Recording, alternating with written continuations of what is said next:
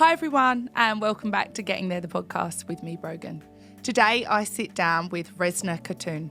Rezna is a sexual abuse survivor, a domestic abuse survivor, and a survivor in so many ways. I just want to give you a heads up as there is going to be some very sensitive information. Thank you.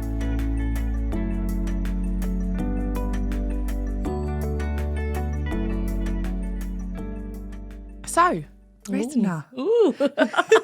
Here we are. I know, after all this time. Thank you for coming here today. Oh, thank you for having me, honestly. I got to say, so I've read your book, and what I do when I get a book and I find something interesting is I like fold the page or underline it. Oh. And I don't know if anyone can see this, but it looks like a scrapbook Yeah. because I folded so much stuff. That is a new book, isn't it? Yeah, it's a new one. And I just wanted to talk to you about your journey in getting there and obviously all of it. I think where I would like to start, and it's like the conversations we've had off air and we've like really had a lot of synergies, like your childhood and growing up in that religious culture and how this journey started for you. My God. So first I've got to explain, my whole life from my childhood until I was 43, it's been all about abuse. So I've actually only been free of abuse since I was 43. So it's been about 7 years. But my childhood, oh my God. So because that generation was really different, so we had a lot of culture and religion in our childhood. But I think it was more to do with culture. And we had a very, very isolated upbringing because that time there weren't many Asians around either. So we had, not to be rude, we had like a lot of racism. Yeah. No, I want you to be honest because it's a lot that you write about in the books. And if you don't mind using some of the language. Honestly, we are from my earliest memory of abuse is from the age of 5, and my last memory of abuse is at the age of 43. So throughout that whole racist abuse, racist abuse. So where are your family originally from? And so my mum and dad are from Bangladesh. Yeah. Right. So when we moved first, well, I was born in Bow. Okay. I love East London. Yeah. I would go back there. So I was born in Bow, but it was really, we lived in a council estate. It was really racist. So my mum couldn't even open the door. Her face would get punched in by the white people. We were the only Asian in like 4 blocks of council estate flats. I was the only person who used to be sent to go to the shops downstairs to get the milk, tea bag, sugar and stuff like that. And this is from the age of 5. Because it wasn't safe for them. It wasn't safe for them. But I don't know what happened to me. I used to say, yeah, I'm going to go. But as soon as I used to step downstairs, I used to get attacked by all the adults. And they literally used to hold me there for like half an hour, 40 minutes, and constantly saying, you fucking packy. They used to spit on my face. They used to not let me go past. And I was so tolerant, honestly. And I think that's where my tolerance comes from. I used to just stand there. And I take it because I was 5, 6. This happened until I was 9, 10. And I just used to stand and they used to be going on and on and on. And do you know what? I used to pray. I used to say, angels, you need to save me. Angels, you need to save me. And I used to say that, and the time used to go back. And I used to go back, and my mum used to say, why are you taking so long for? And I said, this happened, that happened. Mum was like, don't worry about it. You know, you just ignore them. That's what's going to be in our lives. Just ignore them. I mean, I remember there was times when we had no glass window left in our flat because they used to chuck stones, balls, everything. We were on the 3rd floor. Jesus. And every window we had cardboards because we didn't have no glass. Everything was Were you scared? We were so scared. But you know what it is with us? Because there was quite a lot of us brothers and sisters. My mum had one child every year. We were like really close. We were like best friends. We were brothers and sisters. We had each other's back. So we used to sit down and we used to talk about things and we used to think, oh, one day this ain't going to happen. But my mum always used to say, no, it's always going to happen. It's always going to happen. But actually, I think it was when I was 9, something dramatic happened and there's so many Asian people started moving into that block. And that's when things changed. And what was it like at school for you then? Oh, my God. School was my escapism. I loved my school. I wasn't very good at school. I used to go there basically to daydream, escaping my home because my home life was so bad because that's when I had sexual abuse. That's when I had all the emotional abuse, the mental abuse from my mum and dad, what I watched them, what they went through. So for me, school was my escapism. You would not see me get ready so fast to go to school. Literally, I used to go there and I used to fall asleep. I used to daydream. I used to sit in the toilet. It was like a playground for me. Safe space. It was my safe space. I love going to school. So Even I didn't do any work there. I didn't do safe. any of my work. I didn't do no home, but I just loved going there because I escaped home.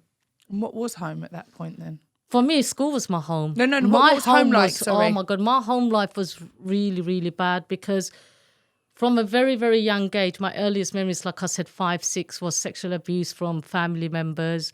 When I did mention it to my mum, she would like ignore me, or she'll say, I'll bring shame to the family, something you shouldn't talk about. So it was like from a very young age, I was trained not to say nothing, to cover up abuse. So that happened a lot. Then I went back home. I think I was 6, 7. My dad took me there with my sister and he just left us there. And then I had a lot of sexual abuse by cousins there. The thing is, thinking about it now, we say our children are very advanced because of social media. But when I think about it, they were very advanced then. You know, sexual abuse from that time, from these young boys, you wouldn't think that would happen then. So when you were talking about family members, was it older members or They were older members. I mean, if I count, honestly, I couldn't even count. If I count my fingers, they wouldn't even fit on my fingers. It will be more than 10. Family members. Family members. And from what age? My earliest memory, like I said, is 6. 5, 6, yeah. And when you told your mum, I did tell my mum. My mum sort of like said, no, you can't say these things. That's your uncle, that's your cousin, that's wrong. And on top of that, she actually ignored it. I think there was a time when she actually slapped me across the face. She goes, don't you dare talk about people like that. You're going to bring shame to the family. People are going to talk about you. And it's like, because I look different as well. I don't look like a typical Asian. And when I was school, I was bullied in school saying that I look like the Avengers lady. I don't know if you know the series Avengers. No. She looked a bit Chinesey. So I got bullied in school because in school I didn't fit in. So it was, them days, it was either you're Asian, you're black or white. There was no European, there was no other multicultural people. And I didn't fit in any of them. So I was isolated, I was by myself. But I didn't mind because I liked going to school just to escape my home life. Yeah. You know, but it's because of what happened to me as a child, it's what tolerated me to be the person I was in my adult life. So did you have to, when you've been sexually abused by these family members, did you still have to see them after? That's what I called the book Why I Love My Abuser, because we still sit with them the next morning and have breakfast with them. And they still smile at you. And they still like say, oh, how are you? How's everything? Oh, my niece, this and that. And they act so normal, like nothing's happened. So what would they do? Just creep into your room? Yeah, this is what I have a cat fear. It's like when people come behind me, I scream my head off because they come behind you. They're creepers, they come behind you, honestly. And I still have that fear with me because if you came behind me and said, hi, Rezna, I would literally scream this room down. You know what it is? It's a manipulation. They would like say, oh, hello, oh, you're so beautiful. They will cuddle you. And the worst thing is they cuddle you, but at the same time they touch your breast, but you don't have no breast because you're a child. Mm. There's no breast when you're 5, 6, 7, 8, 9, but they grab you and they're like, oh, my darling, you know, it's an evil behaviour. Would you too scared to say no, or would you? Because when you go to an adult, the person that's meant to protect you, and you tell them, and they don't protect you, you don't have no power or faith. You have no faith. You have nothing left because you think, what am I going to do now? Because they're all like really tall and big people, and you're this little person there. Powerless. You're powerless. Yeah. And then my mum wasn't exactly that great. She was like always putting me down. So I felt worthless already. You know, as a child, I was like really, really worthless. But I didn't start hating my mum. I actually started hating myself. So for me, I just tolerate. I just went, that's it, it's done. And just close your eyes. Just close your eyes. Yeah.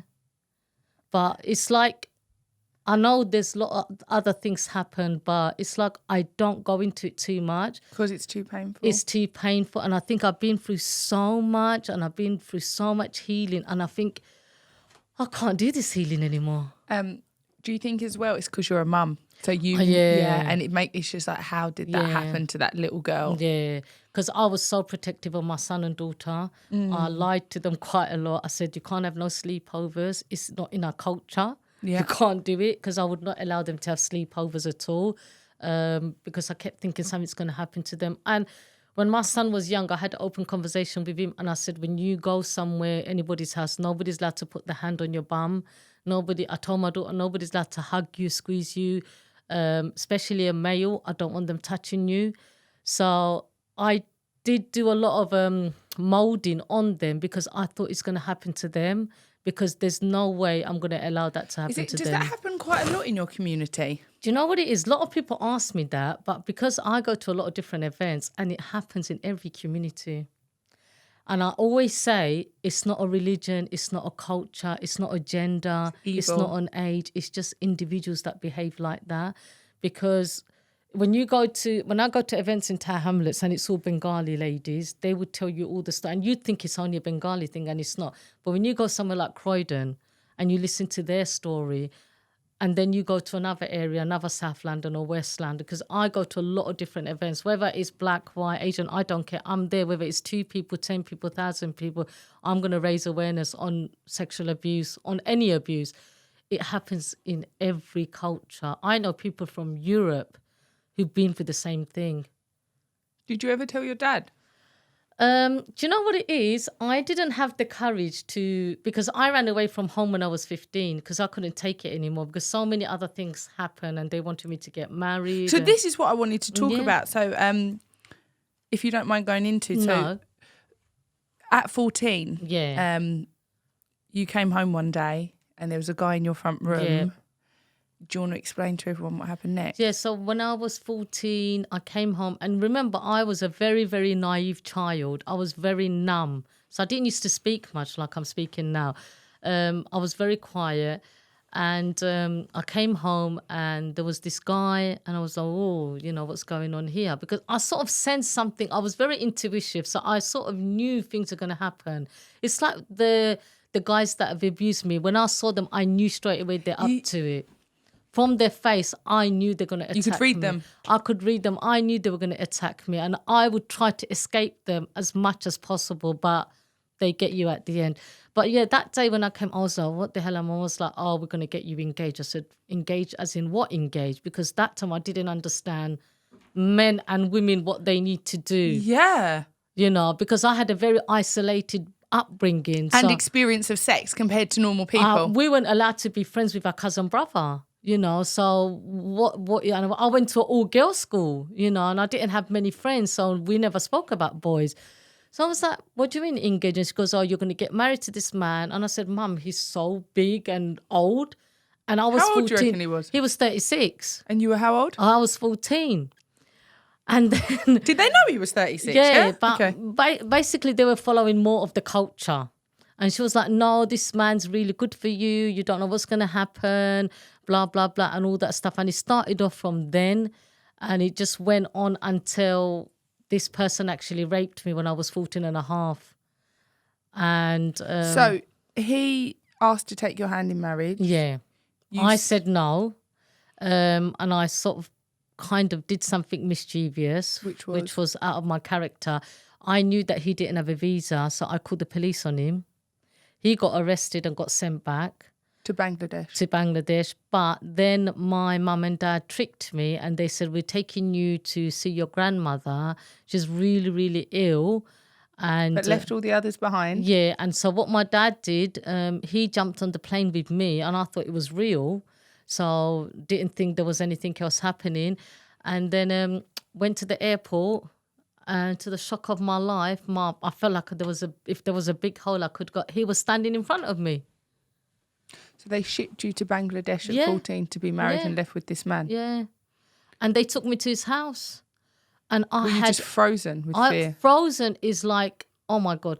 If I believed in angels, I really wanted them to come and fly me away, because I was stuck in a country with no rules.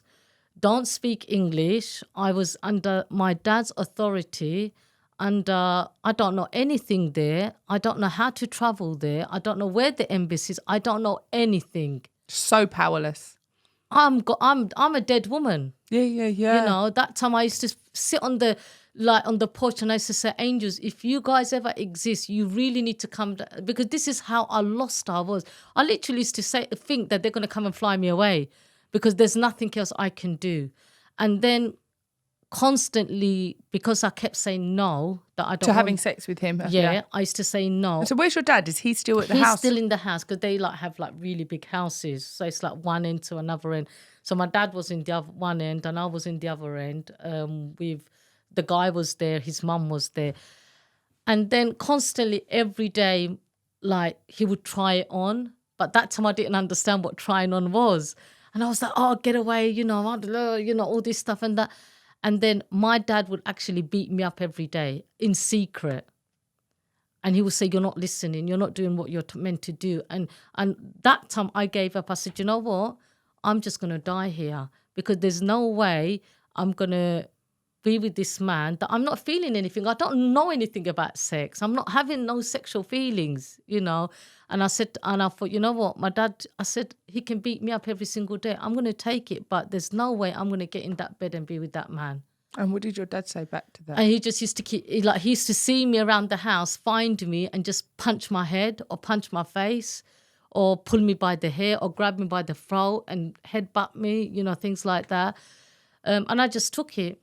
And I used to just move out the room, go into the next room and just put a blank face on. And I just carried on. And I thought that the more he did that, the more I went against it. I thought, you know what, you're going to fight me, but I'm going to fight you in a different way. And then one day his mum came and he goes, I can't see this girl get beaten up like this. Oh, the guy said that? The guy's mum said that. But by then he already raped me. So what happened one day, one day he sort of grabbed me and he raped me. And I screamed for help and nobody came to help. They knew what was happening. They knew what was happening. And then the next day, I think the mum felt sorry. She came to my dad and she said, you need to take your daughter. I'm not having this here. You need to take your daughter. And my dad then took me out and he took me to a hotel in the town in Bangladesh. And for 3 days, he beat me up non-stop. He beat you up so badly that the hotel asked you to leave? Yeah. Because the noise was so bad? Too bad, yeah. Sorry. No, but... Yeah. And then... So then your mum comes? Then my mum comes, does a bit more emotional blackmail. She's heavily pregnant. She complains that I'm letting the family down. She's like, she does all this praying, bangs her head on the floor, saying that she's going to die, all that stuff. And you know what? By then I thought, I've had it all. What else are you going to do? Poison me and kill me? You'd probably rather that at this point. I'd rather that than anything else. And I just kept praying every day and I kept saying angels. I had this big belief in angels, even though I wasn't brought up. This is what I want to ask you. So you brought up Muslim? I'm brought up Muslim. I had the teaching from the imams, read the Quran, never ever mentioned the word angel. Where did this come from? It came from inside of me, from somewhere, I don't know Just where. Just being a child, because you spoke about it when you were 5, like obviously being downstairs. Yeah, and I used to see orbs and silver things and I don't know, it's just like, and I kept praying, I said, angels, you really need to help me. It's like they were like a little bit of a savior for me, knowing that something's going to come and help me. I think they gave me that hope, knowing that the angels are going to come and help me. There's something there, I don't know where it came from. It just came to me. Did you, when you obviously grew up Muslim, that obviously wasn't out of choice, but No. Did you practice? I did practice what I was told to practice. So I was told to read Quran every day. I was told to pray as much as I can, 5 times a day, whenever I can. And we always had Imam come to our house every day, teach us for 2 hours. But I did all that for my mum and dad, but I had my own spiritual journey from a very young age. And I was like connecting, but I was also experiencing, but I didn't understand it because I had nobody else to talk to, because my whole environment, community was all Muslim. You dare say them days the word angel. Like my mum, you know what? One time I said something to the imam and he went to my mum and he said, oh, your daughter asked me this, your daughter's the devil's daughter. My mum took her shoe off and bloody beat the crap out of me. how dare you ask it? I said, Mum, we'll have to ask if. She goes, no, you don't, you dare ever. And she literally got a razor blade and bloody nearly tried to cut my lips, saying you should never say anything against the religion. And I said, I only asked a question. And the more I said to her, I only asked a question, the more angry she got. So what did you ask? I can't remember what I was. That's it. I think I asked, like we have in Saudi Arabia, they have the I don't know, what's that called? I forgot. The black covered box where they called God's house. Okay. And I said to the imam, if it's Allah's house, does Allah live in that house?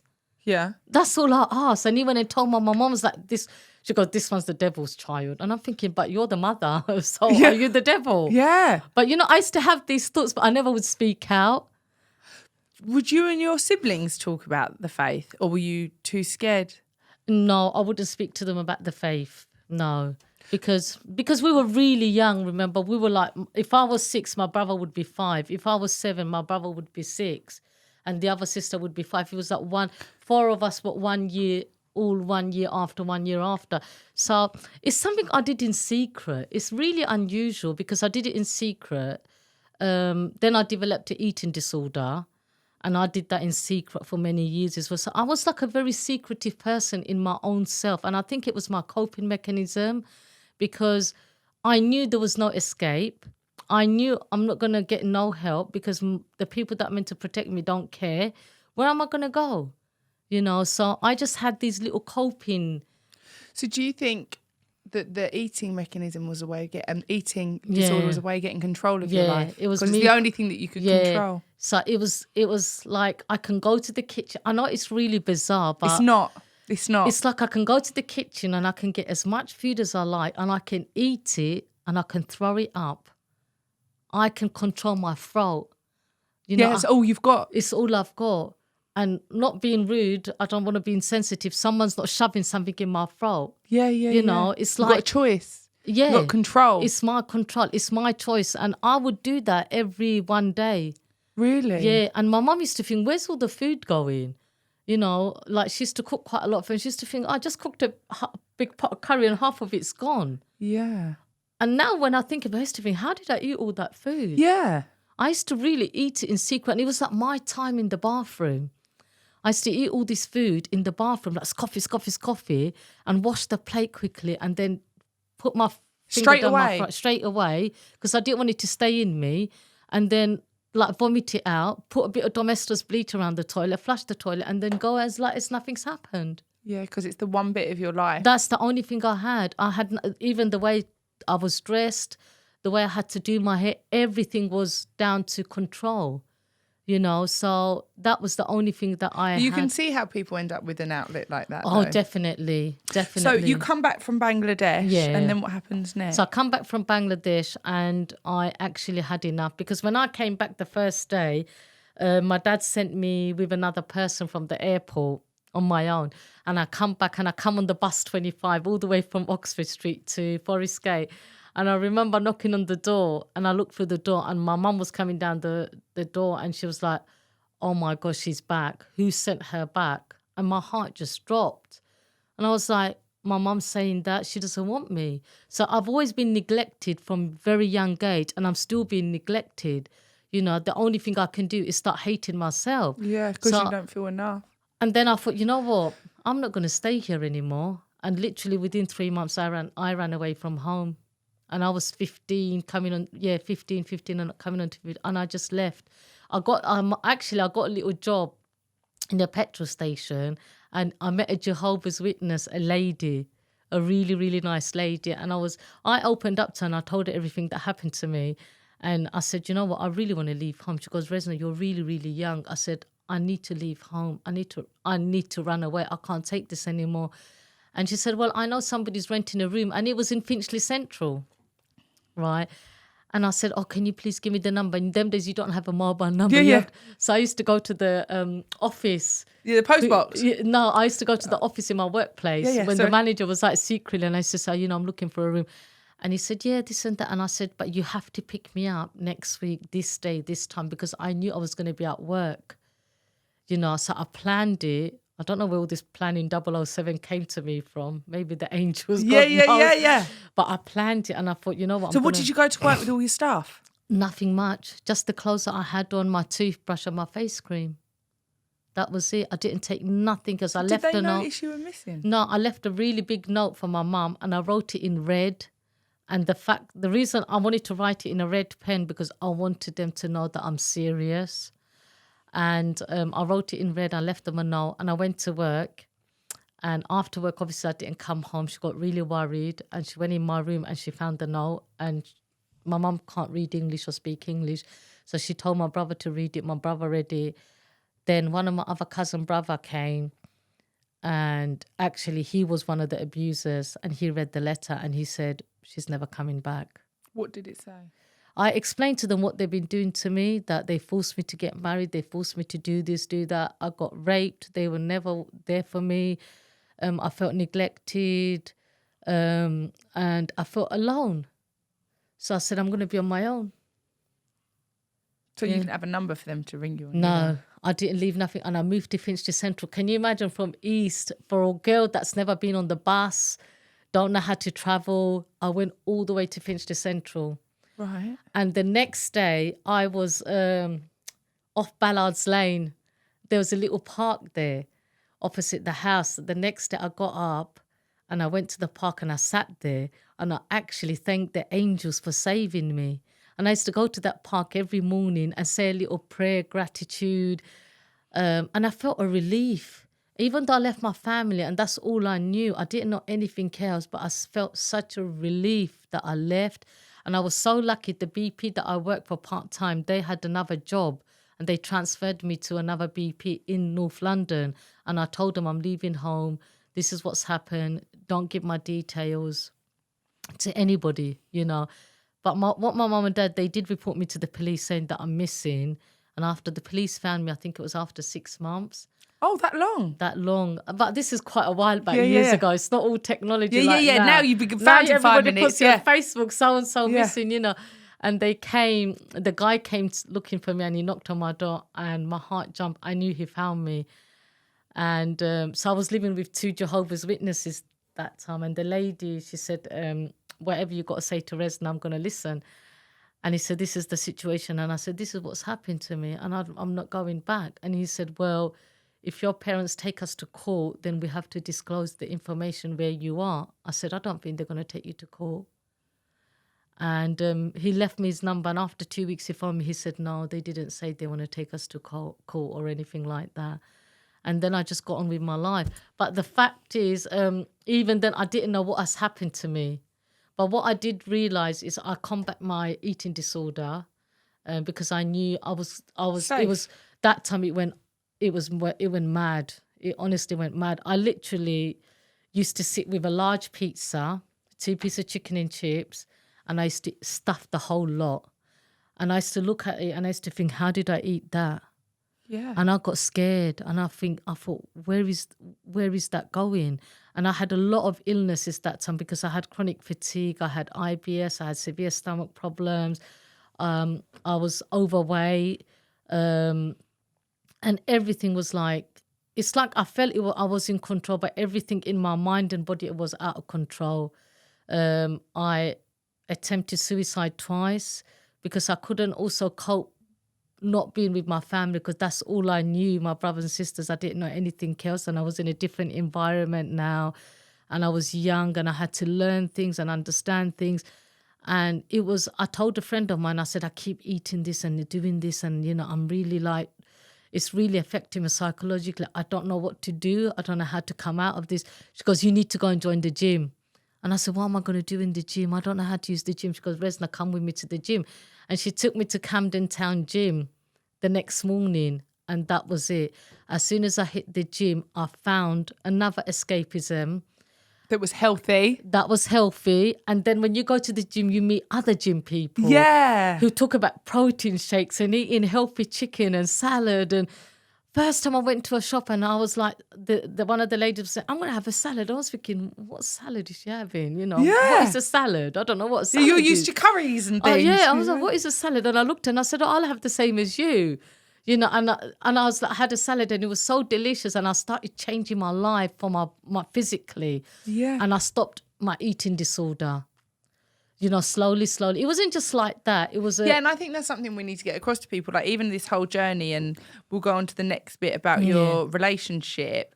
And I think it's really important what you say as well, like when these things have happened, it's never been an overnight thing. No. From the moment that you chose to leave your relationship, you said that was 5 years, and I think it's really important what you just said there. Like it's a process, and like people are, I'm sure in that time you still went back and you were still sick and you still did it, and but it doesn't mean we're back at square one. When I went back and I used to do, oh my God, the food used to taste so nice. Like the food, I was like, honestly, it's like I've never had food in my life. I was like, stuff everything. And then I used to chuck it back out and I used to think, why did I just do that? But the good thing is when you start asking questions, you also start getting answers. It might take 2 months, 3 months, 6 months, but your intuition kicks in and start giving you answers. And I used to eat and I used to, oh my God, what? And I used to feel so guilty, and I used to go back to the gym and I used to like be on the cycle for 1 hour out of guilt. And then I think I got to stop doing that. I can't carry on like this. It's draining me, because there were days I couldn't get out of bed no matter what, because I was just drained mentally and physically. I was drained, and I was really young that time, and I was learning things on my own. I didn't have a mentor. I didn't have my guardians. I didn't have nobody. Show you. Yeah, I was living with 2 Jehovah's Witnesses and absolutely amazing ladies, but they just kept wanting me to get involved in their faith. Yeah, in their faith. So I was like trying to escape that. You were trying to escape the whole cult thing anyway. Yeah. So then, what happens next? So next, so I'm trying to I sort of got to a really, really good stage with my eating disorder. I kind of got to a point where I didn't do it anymore. But it did come back to me later on in life. But then I met the narcissist. The narc. So it's really interesting. So I'm sure if you guys are going to want to copy this book, oh my God. We'll add a link to it. It's called Why I Love My Abuser. But it's really interesting. So she opens up the book. You refer to your abuser or your ex-husband as the narc. Short for narcissist, obviously. And you start the part of the book with basically a couple of explanations on what like a narcissist may look like, or the way so that people can identify. It's true. Because we have certain ideas of like what we think narcissistic behaviour like, but actually it can have multi-dimensions. But so you meet this guy who we're going to refer to as the narc, who's your ex-husband. Yeah. And you're blown away. Well, I was 17, he was 18, and you might think somebody who's 18 wouldn't have them traits, but they are highly manipulative, intelligent sociopaths, I would call them. And it's true what you said when we say narcissist. We use it quite often to even like friends when we have arguments, say, oh, you've got narcissistic traits, you're a narcissist. But when you meet a real narcissist, trust me, you know. They are absolutely crazy. The manipulation is mind-boggling. Even when you tell somebody this is what he's doing, they'll be like, no, you're overthinking. You can't explain what they do to you because it's a psychological terror. The mind games, you can't explain, because when you go to explain the mind games, if I went to my mum and I explained the mind game, she said, oh, what are you talking about? He just loves you. They're hard to articulate and show. Do you know what I did? When I found out he was a narcissist, I did 5 years of research on narcissistic behaviour, and I studied so much online because I wanted to learn what I was dealing with, because I was really, really worthless. I had no confidence. My belief, my character, everything was taken away from me. You're the perfect victim for a narcissist. Because I'm an empath. Yeah, and you, like you were saying, you were struggling with relationships with yourself. You were vulnerable. You felt powerless. So you become a puppet. I was a puppet. And he was your puppeteer. Honestly, so you're the perfect victim. Yeah, I was. He used to say, stand up. I would stand up, literally. And if he said, sit down, I would sit down.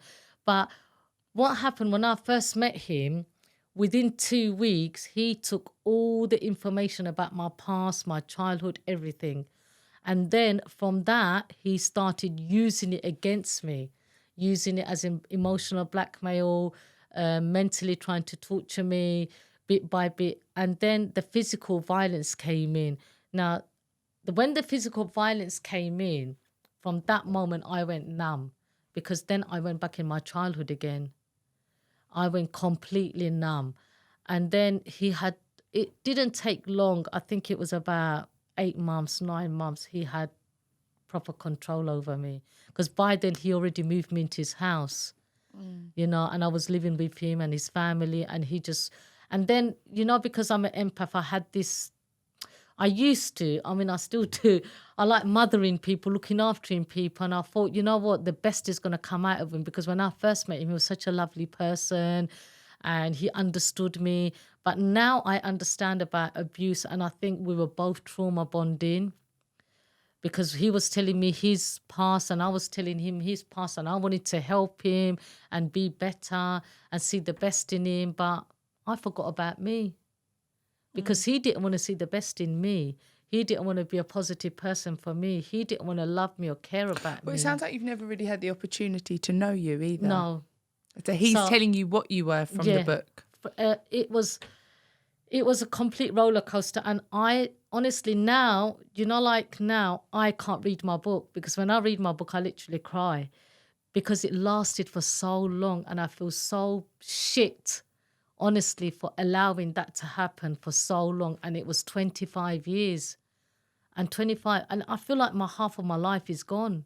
And I think it's like what we've spoken about before, like that would never have happened to you had you have not had the childhood of what you had. And I think it's a lot of this work that we do on this show as well. It's so important, it normalized it. Yeah, and as well, like it's so important, like especially the stuff that I've done as well, like from 0 to 7. So much of our belief systems are there, and we formulate them. Like you wouldn't have been like, people would have gone to you like, how did you put up like that? Like you're the mad one. But if you've never had value on yourself or loved or accepted yourself, then of course you're going to tolerate certain things. The reason I wrote this book, right, when I left him, so many people came up to me and they go, is it true? Did that really happen to you?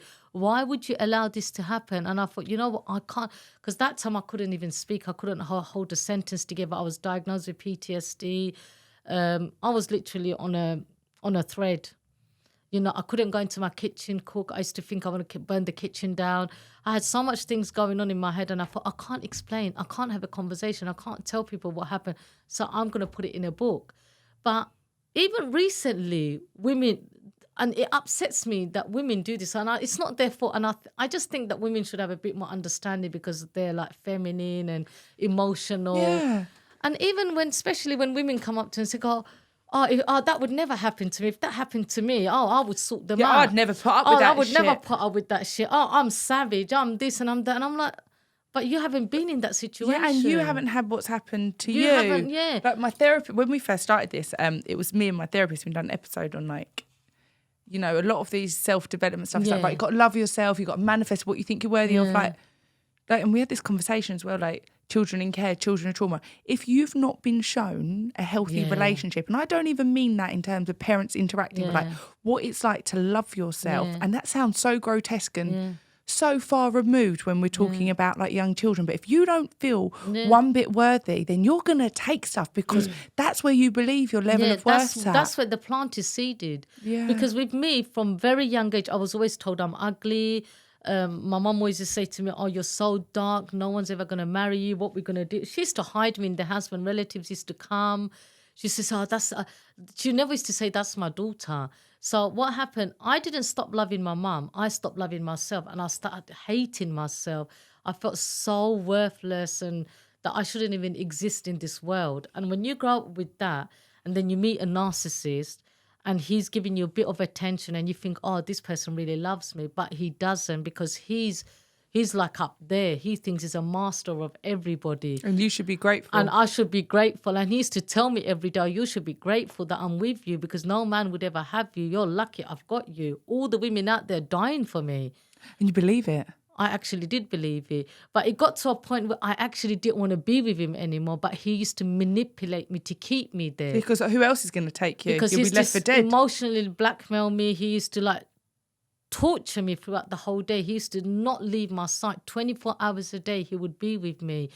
I couldn't leave the house. He used to always take me everywhere in the car. Even if I went shopping, he used to take me in the car and park outside the car to see if I'm smiling at anybody. Literally, like, it got to a point after many years, he didn't need to say nothing to me. I used to look at his face and I knew what he wanted me to do, and I would do it. And I think it's in certain religious communities as well. People are like, oh, how can you get raped by your husband? Do you know what? It's not just religious. I had a young girl ask me 2 years ago, she read my book. I think she was 16, and she came up to me and she goes, oh, auntie, you know, you said you got raped by your kid's dad. How can that happen?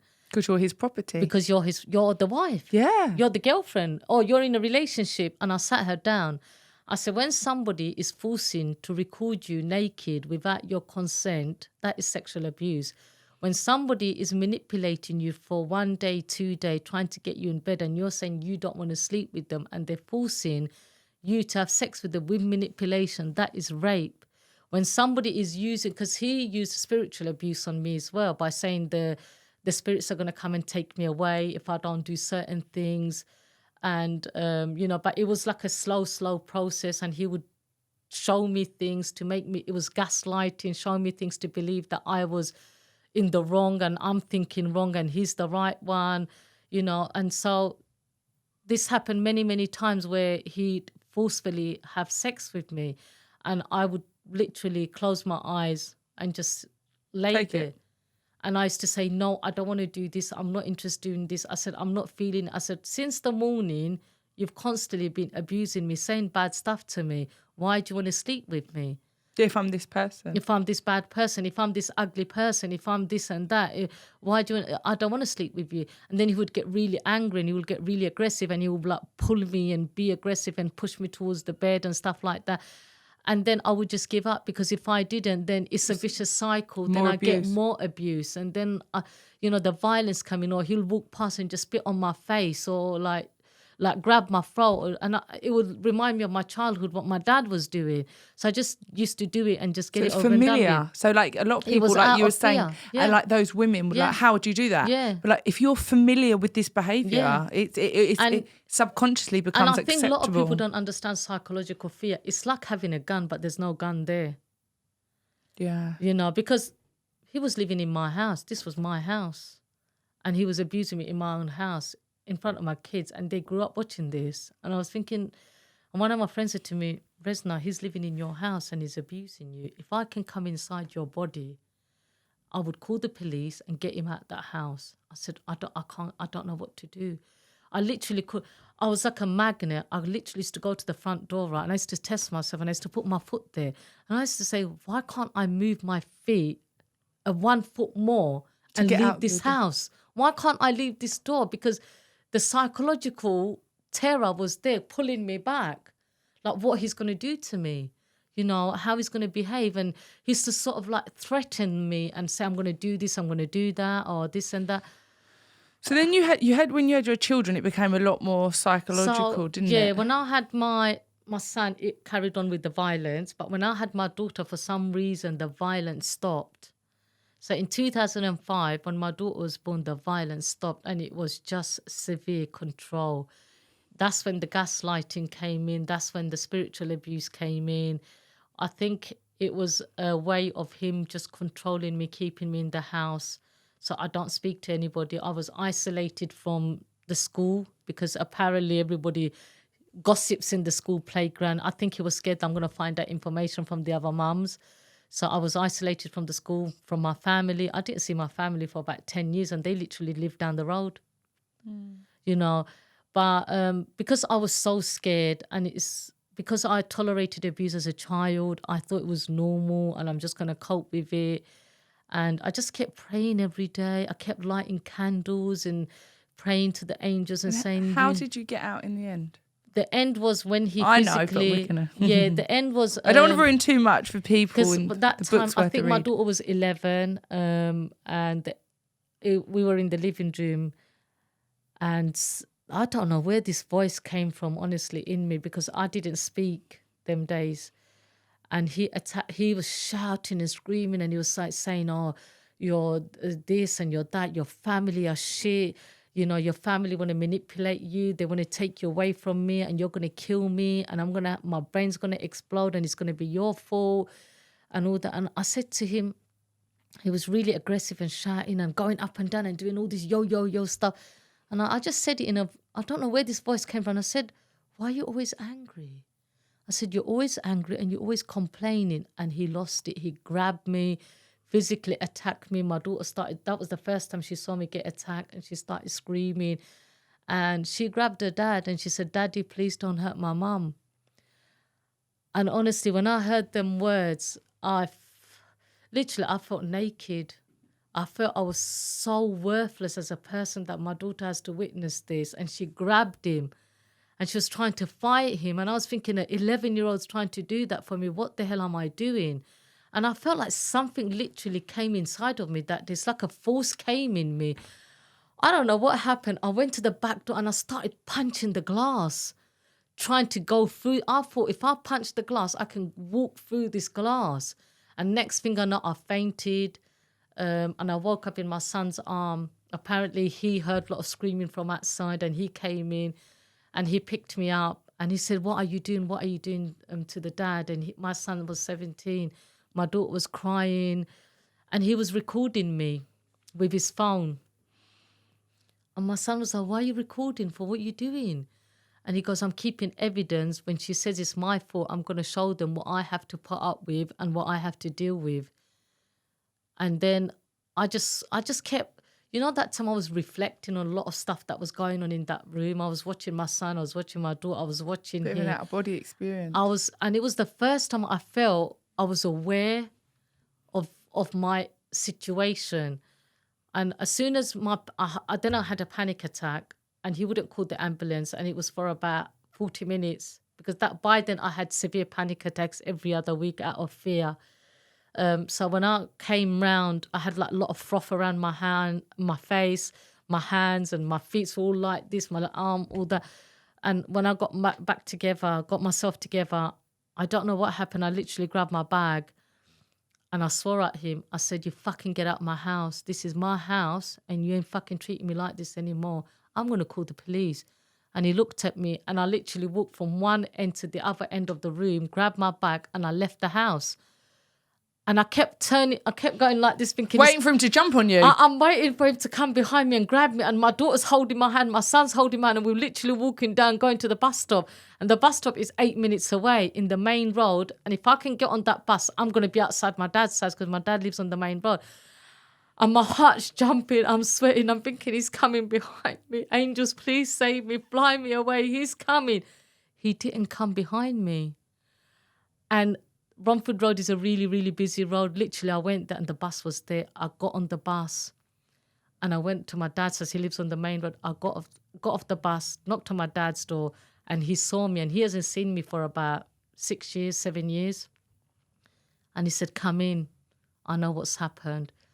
And you know what my dad did? He took the phone. I didn't need to explain nothing to him. He dialed the police and he can't even speak English, my poor dad. He said, police, help my daughter. Oh, bless. Oh, don't, it's enough to make me cry. He can't speak English. Oh. And then my mum was swearing. I was like, why are you doing that for? She needs to go back to her husband. You're going to ruin this family. And my dad swore at her in Bengali, like a bitch word, and saying, shut your mouth and sit down. And my mum just sat down because he was like really angry. And he said to me, good, you left the devil. You don't need to think about nothing. You got a room here. I will look after you and you're going to be okay. And because he couldn't speak English properly, he gave the phone to me and the police said, what's happening? I said, I don't know how to explain to you. You're not going to believe me, but I've been in an abusive relationship. And he said, give us the address. We'll be there. And I didn't say nothing else to them because I thought, what am I going to say to them? Where do I start? Where do I start? They're not going to believe me because I was always told the police ain't going to believe you. And I thought they're not going to believe me. And what am I going to say? How many stories am I going to tell? I don't know what to say to them. And that's why I said to them, you're not going to believe me, but I don't know what to say. They goes, just stay there. We're going to be there.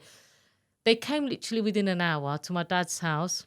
And I got to say this, I know a lot of people say a lot of bad stuff about the police, but I literally think that day God sent 2 angels to me as police officers because they went out of their way to help me. And they sat down and the guy said to me, so what's been happening? Then I said, I don't know what to say to you. I don't know how many stories to tell you.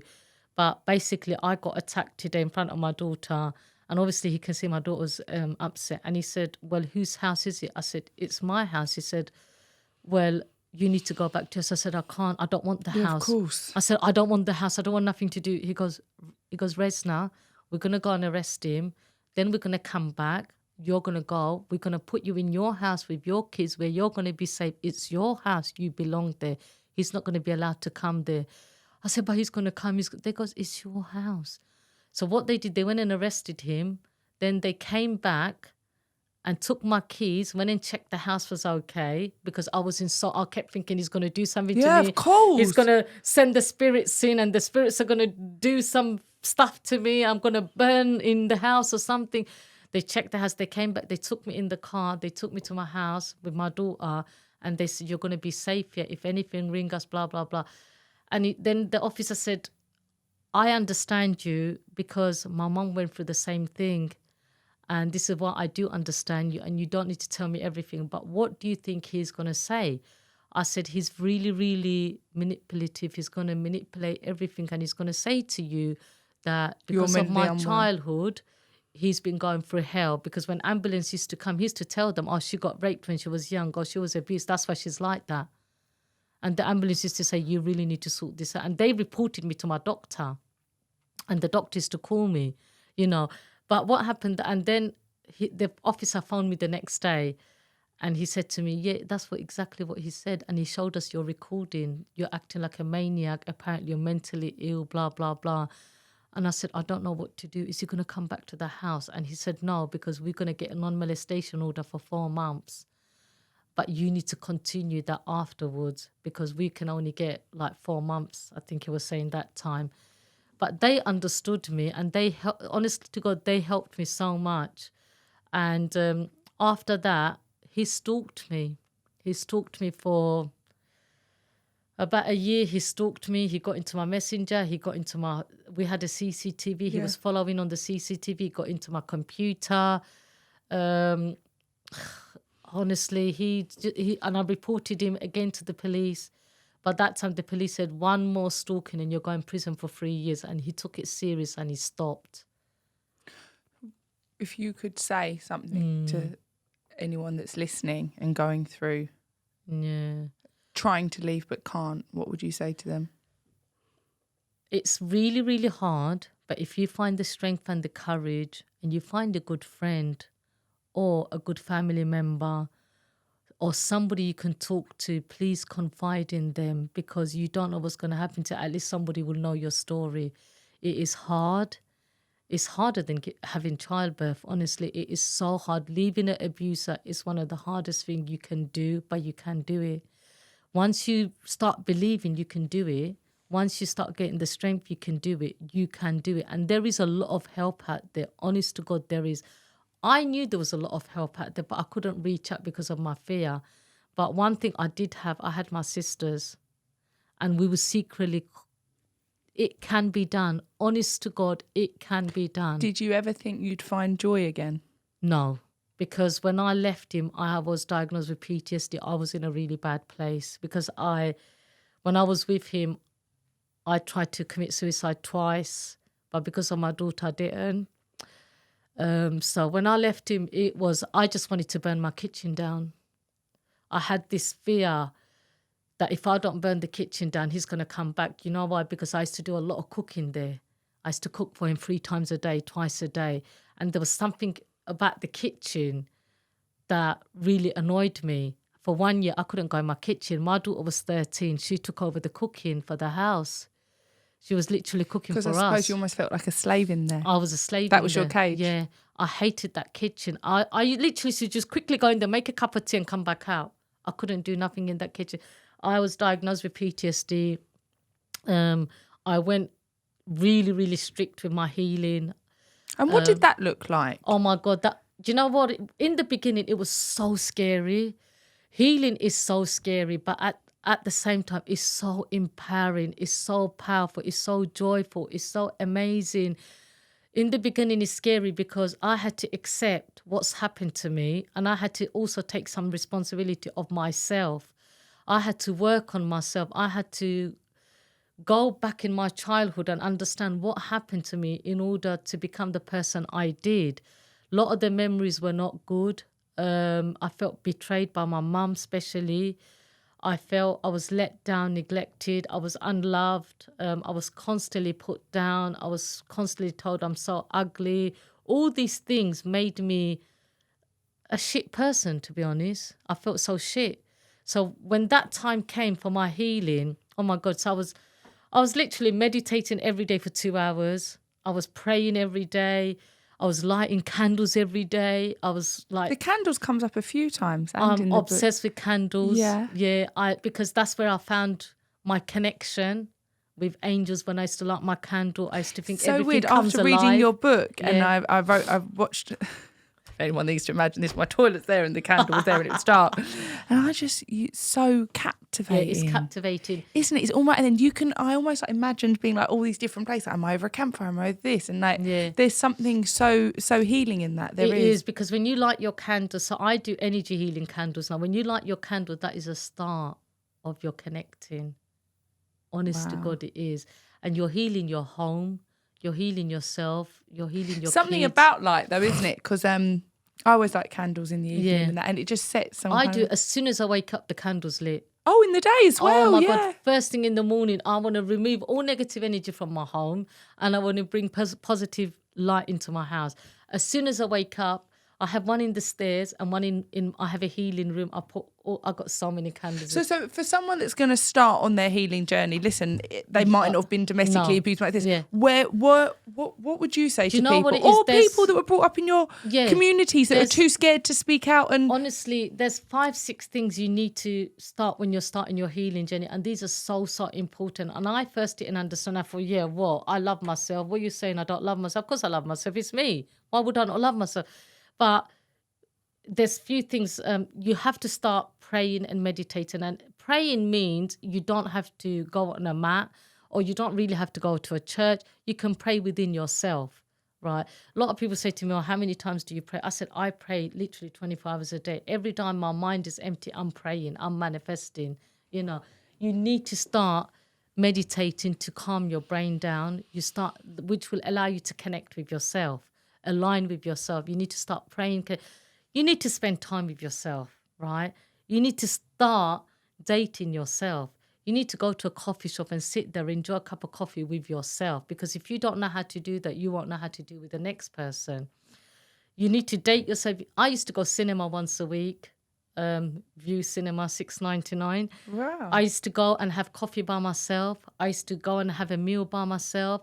I joined the gym the first week I left that abusive relationship, and I used to go 4 times a week, because the more I sweated, I felt I was getting the toxic behavior out of my muscle. Now, you don't have to go to the gym and do like weights. You can find yoga, you can find swimming, you have to try and do a sport. You have to get it out of your system. You have to surround yourself. And this is what happens when you grow. You lose a lot of people because they're not growing with you. So you have to start spending time with good people, positive family and friends who want to see the best in you, who want to build with you, and you want to build with them, not put you down, because you've had that shit already. Why you want to be there again?